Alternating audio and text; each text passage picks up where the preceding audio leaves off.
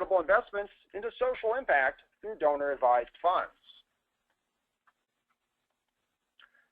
My name is Eric Kanitis. I'm the editor of AEF Insights and director of content marketing at American Endowment Foundation, America's independent leader in donor-advised funds. A few brief housekeeping issues today before we get started. You can submit questions at any time through your GoToWebinar module. However, questions and answers will be held until we reach the Q&A discussion section of our presentation today. Simply use the GoToWebinar module to submit a question, and that is where we'll be able to view any inbound questions that we have and be able to answer them later within the webinar presentation. Another housekeeping issue is that you can condense the GoToWebinar module for easier viewing. Simply click on that little orange arrow and you can shrink the larger module version into a smaller one. If you desire to reverse that process, just click on the little orange arrow again and the process will be reversed. I won't read this verbatim, but today's webinar is purely informational in nature and is not intended to serve as formal legal, accounting, or tax advice. Participants are encouraged to consult with their own professional advisors for advice and insight concerning their specific matters before making any informed decisions.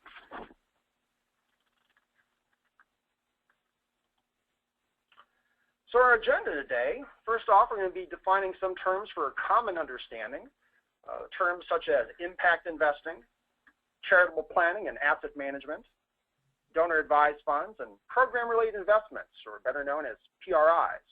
Including that, we'll have examples of PRIs, such as loans for the purposes of building and capital improvements, equity investments into nonprofits, scholarships, and investments into a nonprofit that supports commercial ventures. That will then lead into our Q&A opportunity and our eventual conclusion.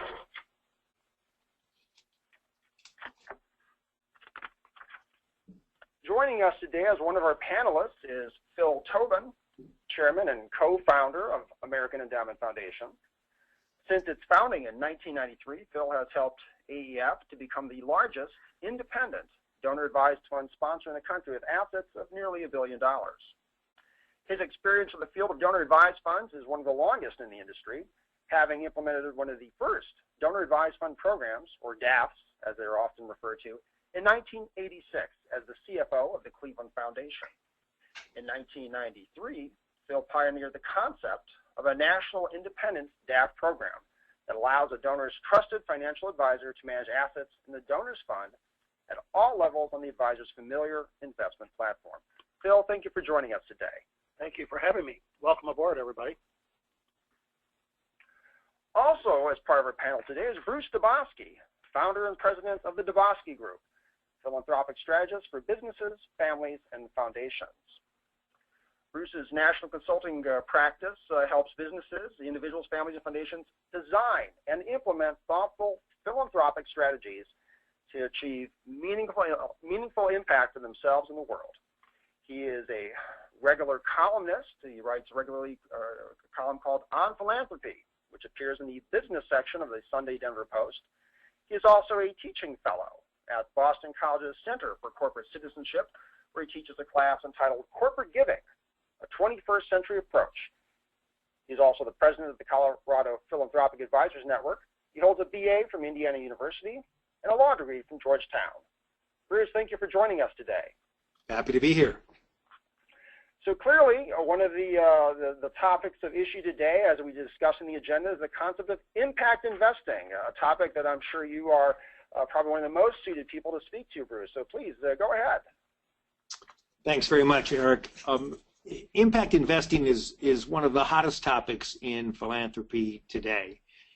And the topic, the way we're going to approach it this afternoon is with respect to philanthropically committed capital. There's $1 trillion in the United States today committed to philanthropy, philanthropically committed capital, sitting in foundations, donor-advised funds, and elsewhere. The donors of this $1 trillion have transferred ownership of the money to the entities, whether it's the donor advised fund or the foundation, and they've received their tax deductions. But only a small percentage of those funds is expended on charitable donations for the public good. In a foundation setting, there's a minimum requirement of only 5% of those funds committed to charitable good. In a donor-advised fund setting, there's no such requirement, but somewhere between 10 and 20% of those funds historically have been given out on an annual basis for grant making. So when we're talking about philanthropically committed capital, it's been historically divided into two silos. The first is for grant making, a social investment in order to make a huge impact in the world, a grant, a donation, some kind of funding of nonprofits. And then the second silo is all the rest of the money of this philanthropically committed capital, which is invested for growth, for financial growth, in order to fuel the grant making historically. But the challenge is that the investments are not necessarily committed to the public good. In fact, those investments, 95% in a foundation, 80% in a donor advised fund, may actually be contributing to some of the very problems that the foundation or donor advised fund was created in order to solve. All investments have an impact. They can have an impact on the environment. They can have an impact on gender equality. They can have an impact on food production, distribution, quality, sustainability. They can impact immigration. They can impact education. They can impact issues like human trafficking. In fact, there are very few social issues or social problems that are not impacted by investments. So the whole concept of impact investing is to try to achieve not just a single bottom line, which is a financial return, but a double bottom line, both a financial return and a positive social impact. So a key part of any good philanthropic strategy is to look at this philanthropically committed capital sitting in a donor advised fund or sitting in a private foundation and begin to look at it holistically and say, how do I align my investments with my mission? How do I make sure that my investments at a minimum are not contributing to the problem and may actually be going to solve the problem that my foundation or donor advised fund was set up to begin with in the first place? That gives more money for mission, and ultimately what it leads to is a recognition is that all investing, social investing or financial investing, whichever silo, is impact investing. And at the conclusion of this webinar, you'll get an article called All Investing is Impact Investing, one of my Denver Post columns, which goes into this concept in greater detail. Very good. Excellent. Thank you, Bruce. And of course, that leads us to the next part of our agenda on the concept of charitable planning. And so I'll turn the podium over to Phil to take us a little bit deeper into that particular topic. Thanks, Eric. When you look at charitable giving in this country, it's an enormous engine. Generally, the amount of money given to charity each year by Americans is about $300 billion, a little bit more than that. And if I looked back at some of the original estimates of what was going to happen in the way of the growth of charitable giving, I've heard estimates as high as $143 trillion and as low as $43 trillion over the next several decades. That is going to go from one generation to the next generation. And if it's handled properly, a large portion of that can go into charitable giving. So the opportunity there is really huge.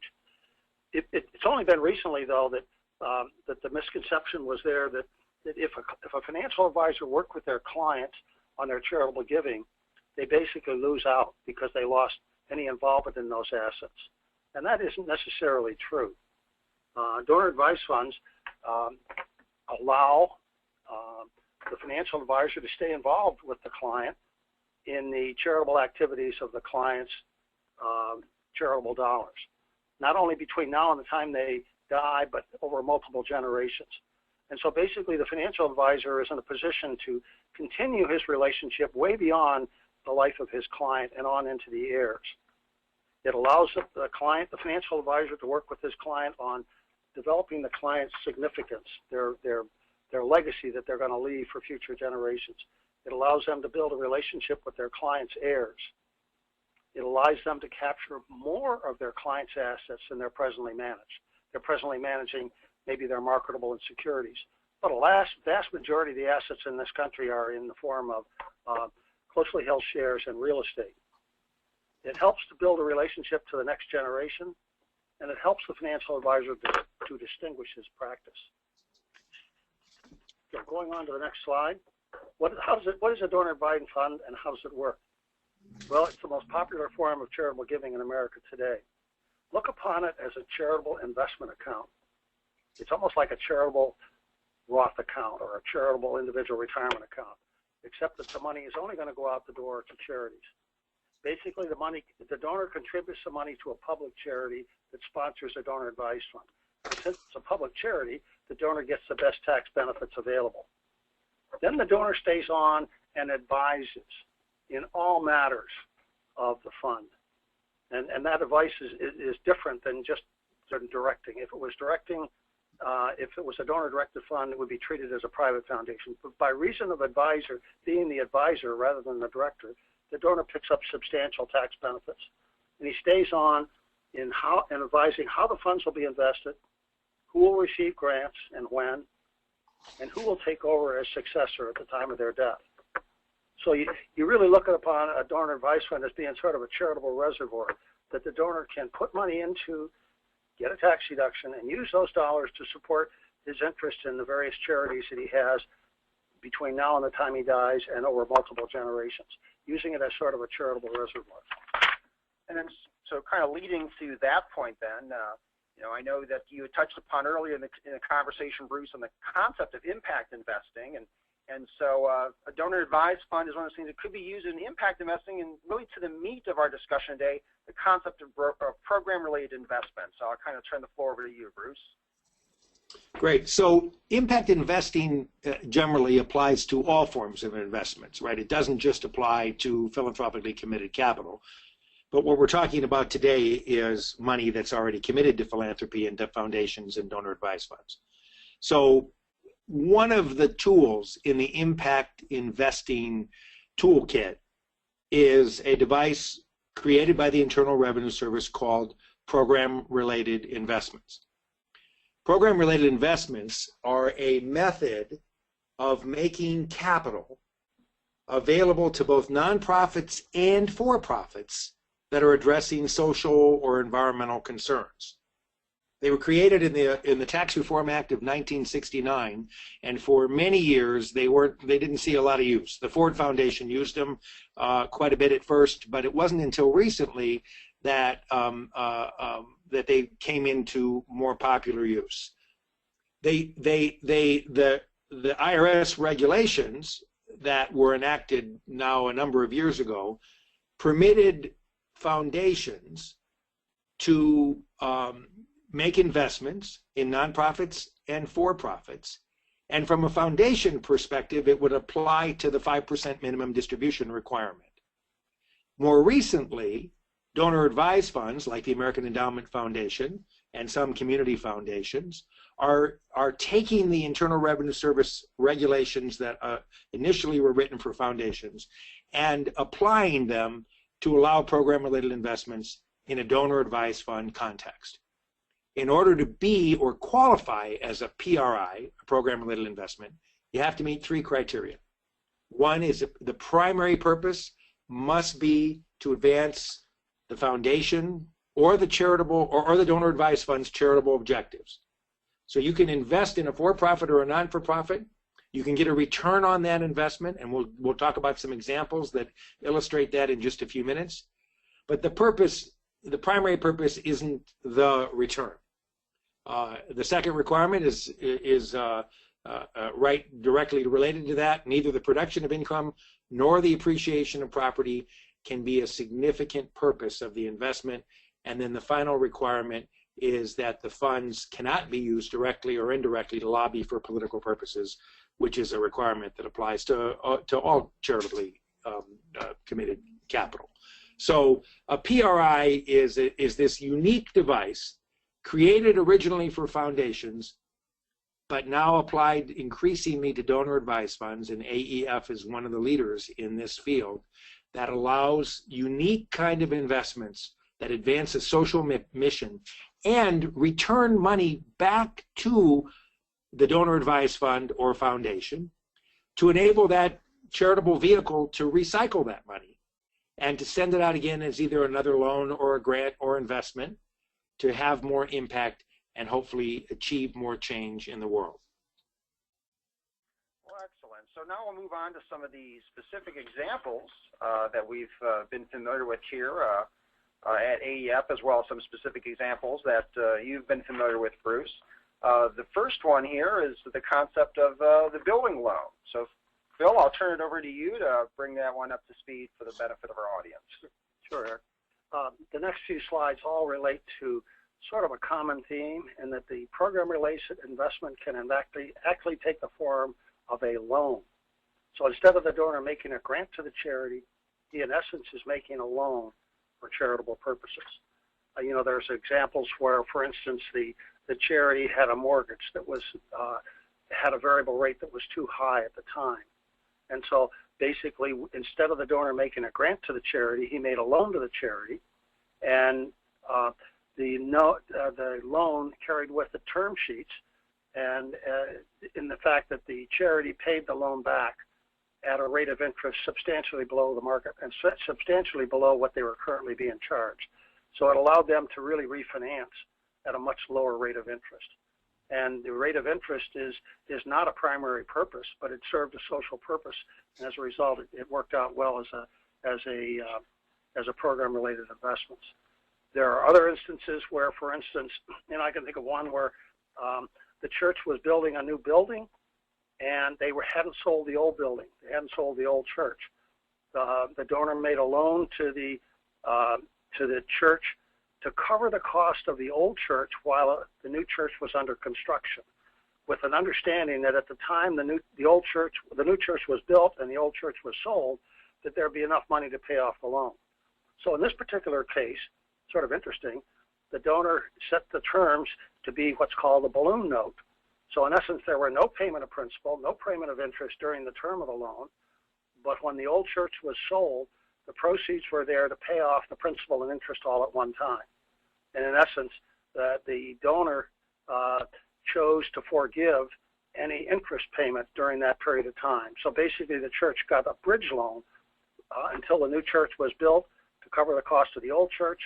And then when it was paid off, the donor got all of his money back in the donor advised fund, and the charity didn't pay anything in the way of interest. There are other examples where the program-related investment can take the form of a capital loan. So let's say the charity needs some equipment. I can think of one particular equipment where they needed some medical equipment that was pretty expensive, and they had gone to the bank. They found out they weren't able to get that at reasonable terms. So in essence, the donor undertook the loan to cover the cost of the acquisition of this equipment. The equipment was financed by charging the patients on a per case basis, and that provided the cash flow to pay back the loan. It was paid back at a rate of interest that was substantially less than what the charity would have had to pay if it went out on its own.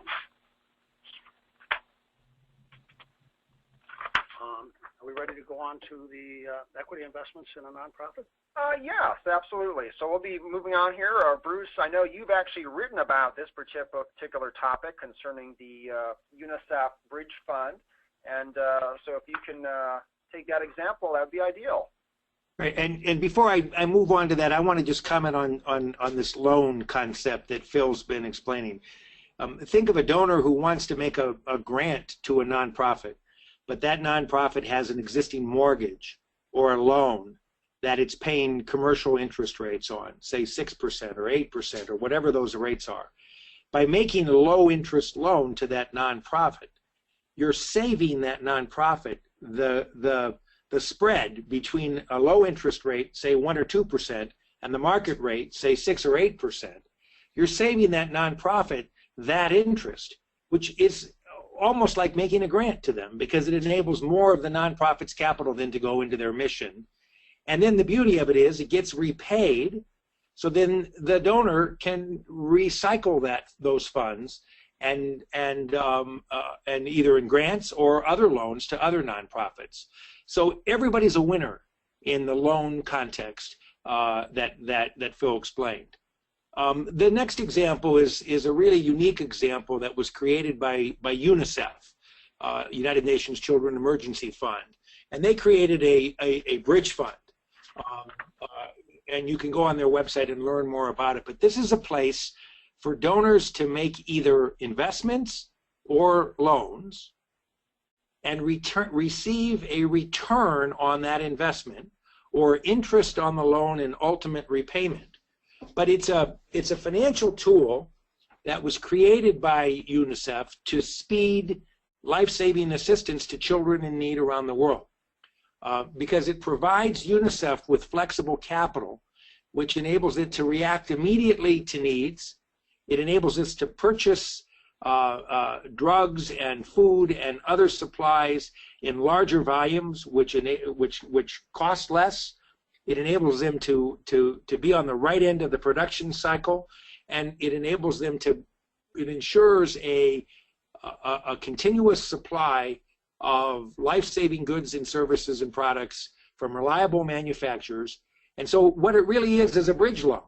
You're, in a sense, as a donor, taking your donor-advised fund or foundation capital, lending it to UNICEF. UNICEF is using its purchasing power to maximize the impact of those dollars, and then it's repaying you a small return, but all of your capital and a small return in order to enable you to recycle those funds and grant them out again. So truly, everybody's a winner. If we can go to the next slide, what it does is it really gives a lot more power. I really urge anybody to check out this model. And if you're a nonprofit and you're interested in learning about PRIs, this is a great model. If you're a donor, this is also a great model that can be applied to many other circumstances for nonprofits around the country and around the world. Another example of a PRI, and all of these are talked about in brand new regulations that have been proposed by the Internal Revenue Service. IRS came out about a year and a half ago with some new regulations to further define and encourage the use of PRIs. And those regulations are not yet final. They're expected to be finalized later this year.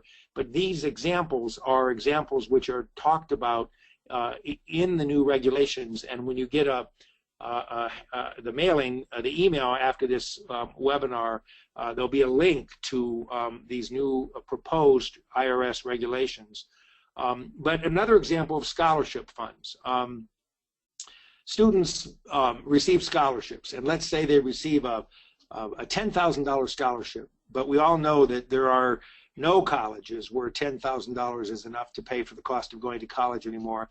So students then have to go out and borrow the difference, up to, say, another $40,000 a year they have to borrow, because the scholarship only takes them part way to paying their tuition and other expenses.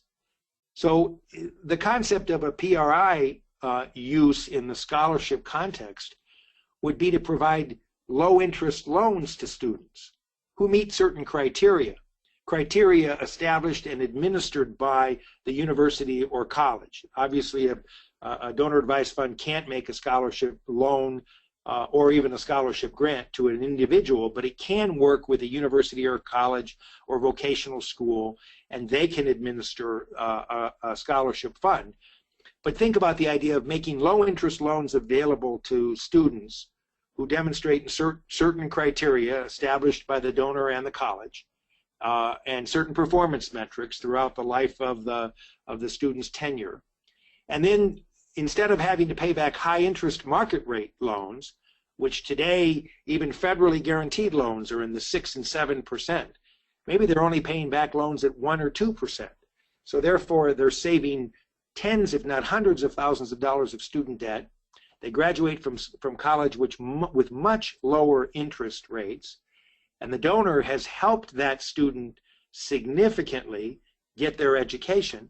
The money comes back to the donor with a little bit of income, and that money can be recycled again.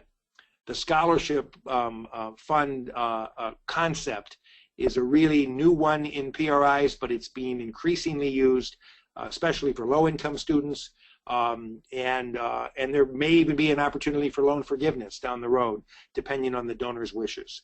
So it's just another creative use of philanthropically committed capital that benefits people and enables the donor to continue to give more away in either PRIs or grants down the road. And to interject, I mean, Phil, in your experience with donor-advised funds, isn't the purpose of scholarships probably one of the more popular reasons for people using them? Very popular for donors because they all recognize the importance of education of today's youth. And the cost of as has been mentioned earlier, the cost can be pretty significant.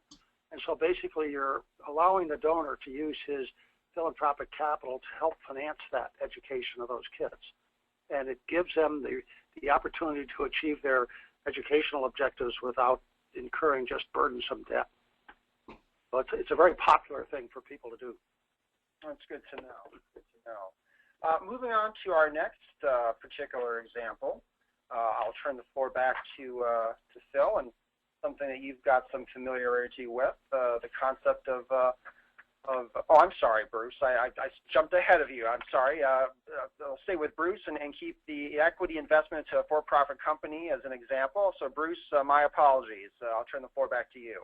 No problem. So here's your money. It's sitting in a donor-advised fund, and you can apply social screens, right? You could apply social screens and say, for example, I don't want to invest in tobacco, or I don't want to invest in firearms, or whatever social criteria, negative social screen that you want to apply to your investments. There are many such social screens and socially screened funds that are available.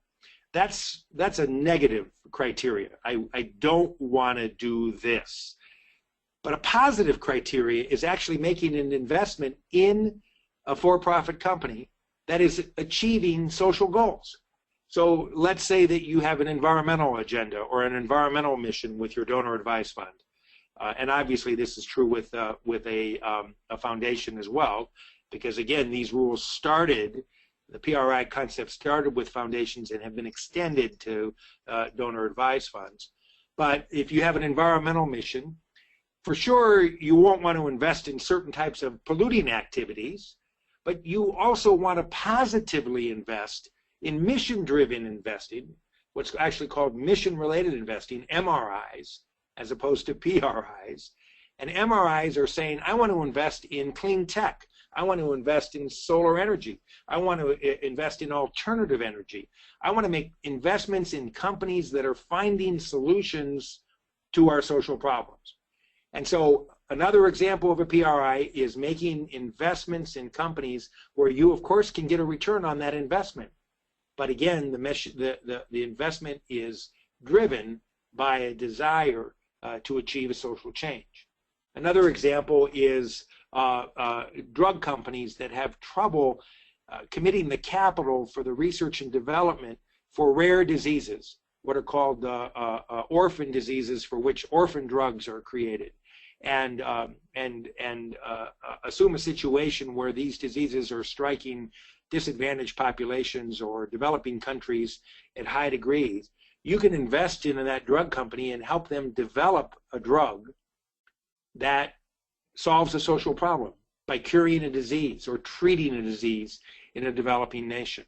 You can earn a return on that investment, but at the same time, you're doing an impact investment by achieving a double bottom line, accomplishing a social good and getting a return on your investment.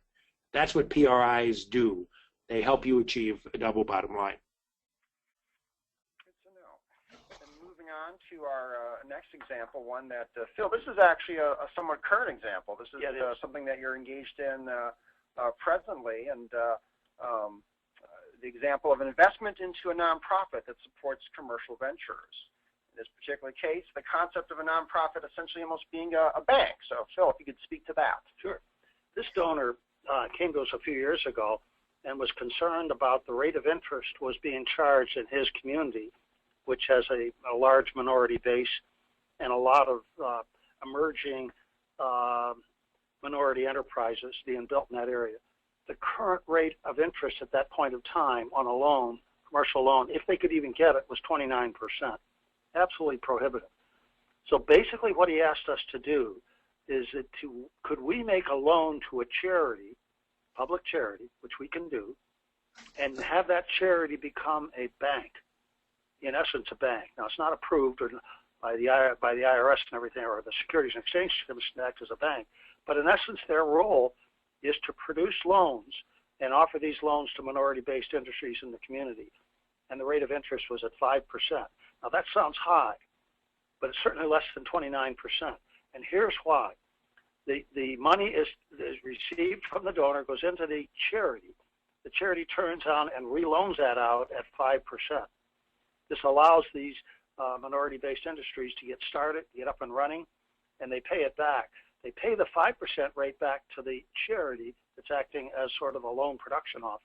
And that allows that charity to continue its providing this valuable resource in the community. The donor doesn't expect, nor does he get anything back as part of that interest.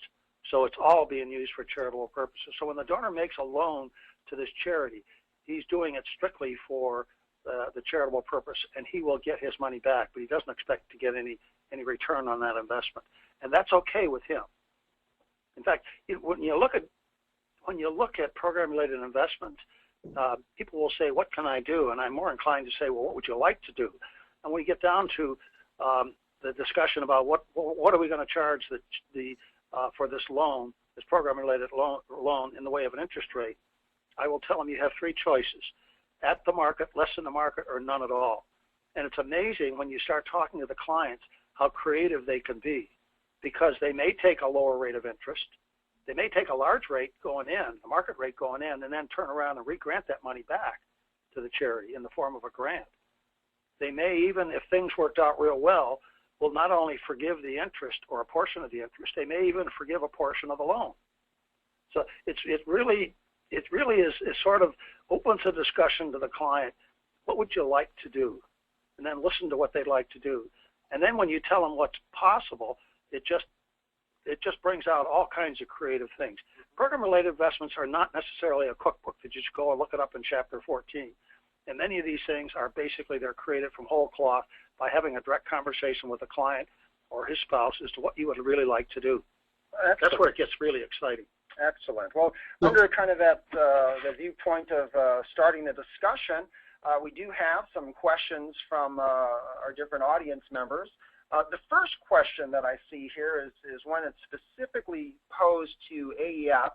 Our audience member said, does AEF help us determine if a PRI request complies with IRS code? So I'll turn to you, Phil. Yeah, there is very little written with regard to program-related investments as it relates to donor-advised funds. So in our experience of having worked with donor-advised funds probably longer than anybody in the industry, we have taken on the task of trying to interpret as much as we can from what's written for program-related investments in private foundations. And knowing that if the IRS is comfortable at least with that, that's a starting point. But it may even be more generous with the donor-advised fund because there's a lot more unwritten than there is written. So yes, we would make sure the basic tenets are covered. We want to make sure the monies aren't being used for political purpose. We want to make sure the donor's not getting any personal benefit out of this transaction. We want to make sure that there's half a dozen rules and regulations. We would assure the donor that they will not be hit with those. In other words, we're there to protect the donor's interest as much as our interest in this. Okay. And what I want to add to that, Phil, is that even with AEF's due diligence and assurance, I really recommend that any donor who's doing something that's creative like some of the examples we've talked about today and many other examples that people are coming up with, that they get tax and legal advice. Absolutely. Because every time that we're dealing with the Internal Revenue Code, of course, it's ultimately how the IRS interprets it that matters. And I really recommend strongly to all of our clients and to anybody who wants to enter into this exciting area of philanthropy that they get tax and legal advice before they make commitments of capital. And even in the earliest discussion, Bruce, when the donor is just thinking this thing through, very often we'll engage our general counsel in those discussions. And it's not that that counsel is giving tax or legal advice, but it's more just giving professional responses to things. And it might help the donor shape what they really want to do. But no, they have to go and get their own tax and legal advice. We do not give that kind of advice out. Okay, very good. A question I have actually what seems to be a multi-part question from one of our audience members, and I'll try to kind of break it up into pieces. The first part of their question, and I'll send this kind of both to Phil and to Bruce, is it somehow safer for donor-advised funds to invest in B Corps or other for-good hybrids rather than normal S Corp or C Corp shares? Would you repeat that again, please? Well, like I said, I'm trying to kind of paraphrase here, but the question seems to be, is it safer for a donor-advised fund to invest in a B Corp or some similar for-good hybrid? For-good hybrid is the term that this questioner is using, rather than traditional S Corp or C Corp businesses. You know, I have to draw a blank on this. I don't know what a B Corp is. Maybe I can answer that. Bruce, we'll turn it to you. Yeah, I can answer that. So a B Corp is a type of corporation that's permitted in about 35 or 37 states in this country now, that distinguished from a C Corp. A C Corp's fiduciary obligation is to produce profits to shareholders. A B Corp is an entity, another type of corporation that allows a double bottom line, producing profits for shareholders and accomplishing social good. So that's what a B Corp is, and there are now thousands of B Corps across the country. One of the most famous is, of course, Ben & Jerry's, but there are many, Patagonia, and many other companies that are making money but doing good while they're making money. So the question, and by the way, I've written a column about B Corp, so if you're interested in learning more, you can see that on my website. But more importantly, the question is it safer to invest in a B Corp than a C Corp? And the answer is it's not a matter of safety. It's a matter of, do you want to invest your capital in a way that advances the public good and produces a profit? Or do you want to invest your capital in a way that it just does a profit without regard to whether it impacts the public good? Some would argue that from an investment perspective, increasingly sustainability is a key ingredient of investment success. But whether it's safer or not is an individual investor's choice. But from a mission-related or an impact investing perspective, you would want to invest in a B Corp because you're getting that double bottom line rather than the traditional single bottom line of a company, many of which do great things, but aren't set out from inception to accomplish social change and make an impact that's good for society. Okay. I'll forward then this one to you, Bruce. The follow-up portion of the question from that audience member was, is it easier to meet IRS tests and or other fiduciary tests that way, or does the corporate type of investee really not matter? So I'll let you kind of paraphrase that question as you see fit. That's a question that I would defer to a tax or legal advisor. Okay.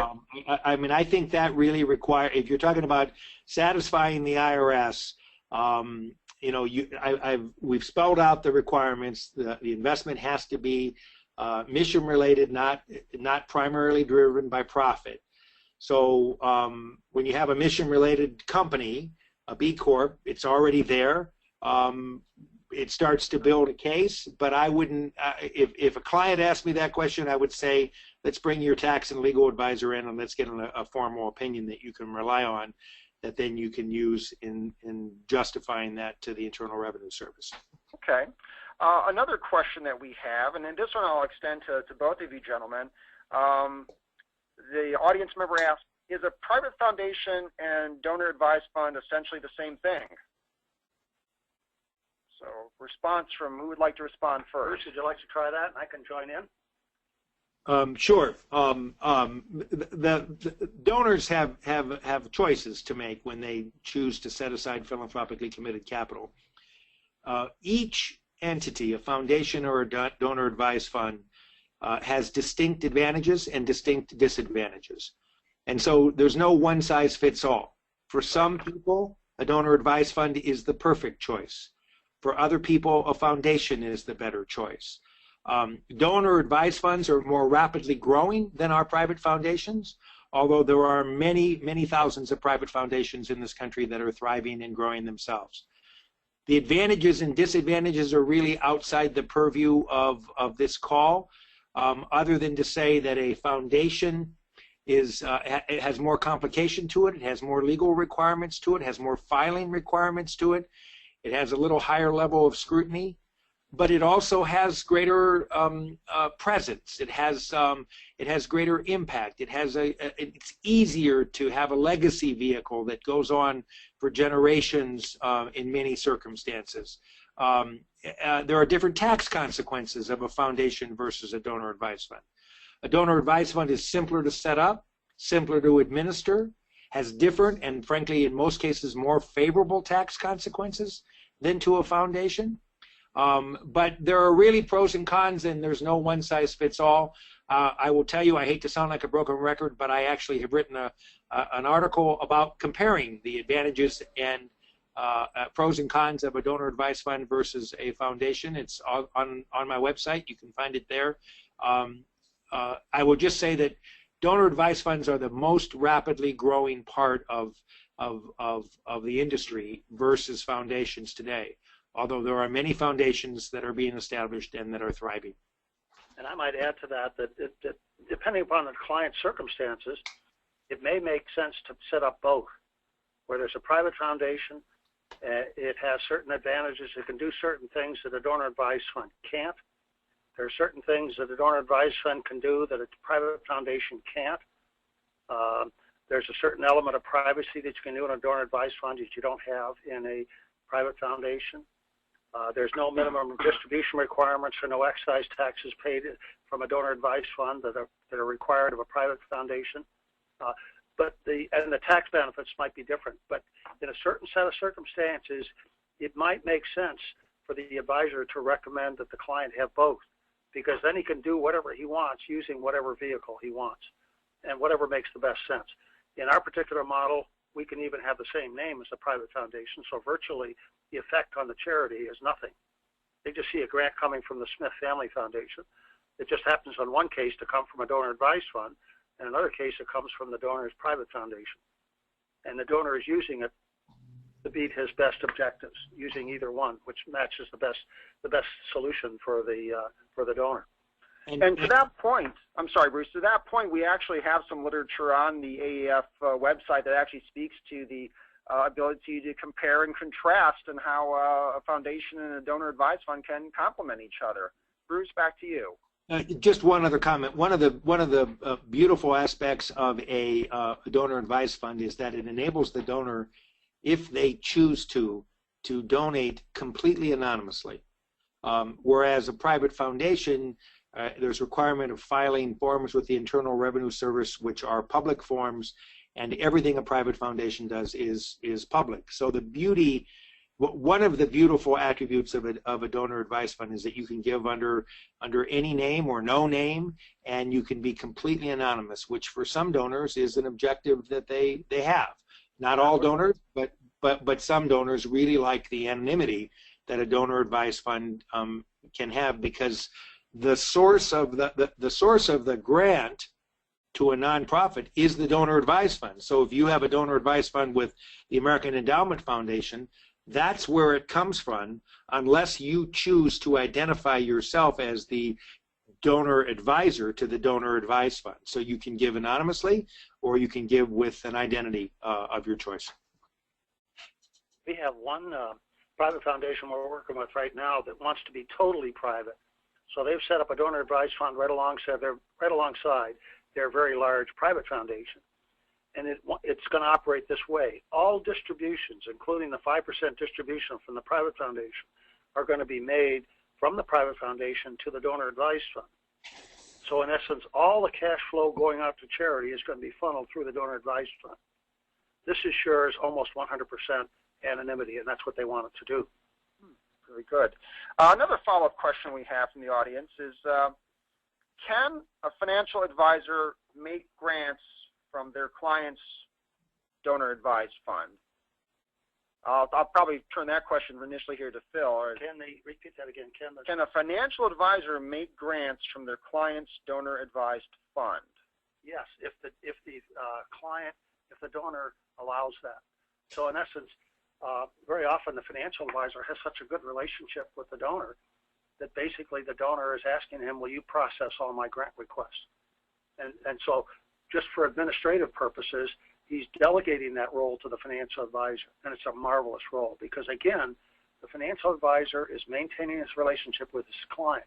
So in this regard, he's acting as the client's agent for making charitable distributions. I doubt that he's making grants on his own. He's probably doing them under some form of direction from the donor.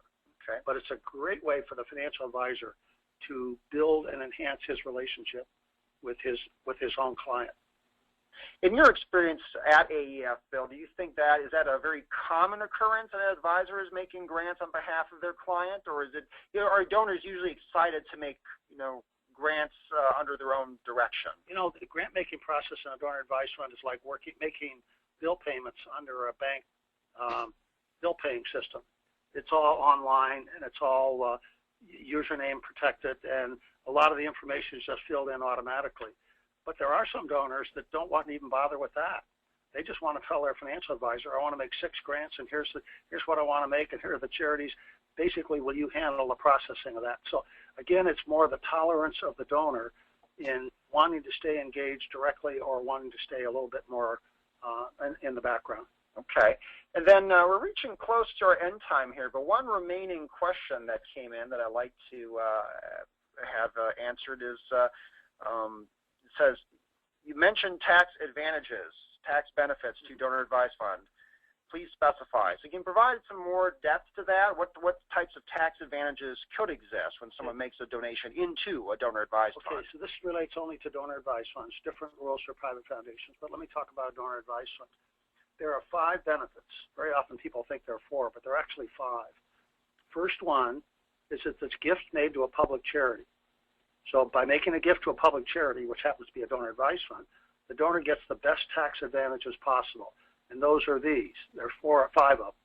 Immediate income tax deduction right away. So they're getting a deduction right away for the fair market value of what they contributed. Secondly, they avoid any capital gains tax for giving appreciated assets that have been held longer than a year. They don't pay any capital gains tax when they gift it. We don't pay any capital gains tax. So basically, the donor avoids any capital gains that they've had on those gifted assets. Third is, if you remember, the fund is in the name of American Endowment Foundation for the benefit of the Smith Family Foundation. So it's not in the name of the donor. And since those assets are in the name of the sponsoring organization, they're not subject to estate taxes. I know that's lesser now than it has been in the past, but if the client is subject to estate taxes at all, any assets that he has in the donor advised fund are totally exempt from estate taxes. The fourth one, which is making it an awful lot like a Roth account. While the money is there, it's not tax deferred. Earnings grow totally tax free. So the fund, basically, while it's invested in the donor advised fund, waiting to be granted out, is totally tax free. It's not tax exempt or tax deferred. It's totally tax free. The 5th benefit is one that a lot of people don't really think about, but it's there. That if your client is subject to alternative minimum tax, and a lot of people are, then a gift to a donor advised fund will reduce that alternative minimum tax. And a lot of advisors say, wow, I never even thought about that. But yeah, that's true. That's not necessarily a true just for donor advised funds. It's true for any gift to a charity. But it really stands out pretty strongly when it comes to that gift being made to a donor advised fund. Because basically it will reduce in the year that he makes that gift his alternative minimum tax. And sometimes that's a pretty sizable dollar amount. Well, very good. Before we close out here today, I'd like to turn back to Bruce. Do you have any final words for the benefit of our audience today? Well, thanks, Eric and Phil, for this opportunity. I think what's exciting about impact investing and program-related investments in particular, but the whole field of impact investing is that people are beginning to take a look at how their money makes a difference in the world and how their investments are impacting the world, both positively and negatively. And they're moving from a single bottom line where there's two silos, a grant and an investment silo each, and they're looking at a double bottom line, and they're ultimately achieving more money for mission, and they're achieving more impact while not sacrificing a financial return. And that's the beauty of the impact investing field and program-related investments as a tool, is that you can have the best of both worlds, have a double bottom line, and ultimately make a greater difference with your philanthropically committed capital. And that's what this is all about, is trying to make more impact with capital that's already been committed to mission. Excellent. Thanks. Well, the contact info for both Phil and Bruce are on the screen. If our audience have any follow-up questions to either Phil or Bruce, do not hesitate to reach them directly. As mentioned previously, a follow-up email will go out in the next day or so to our audience that will include a PDF of our presentation today, as well as a link to a recorded version of our webinar. On behalf of our panelists and myself, thank you for taking some of your time today to join our webinar.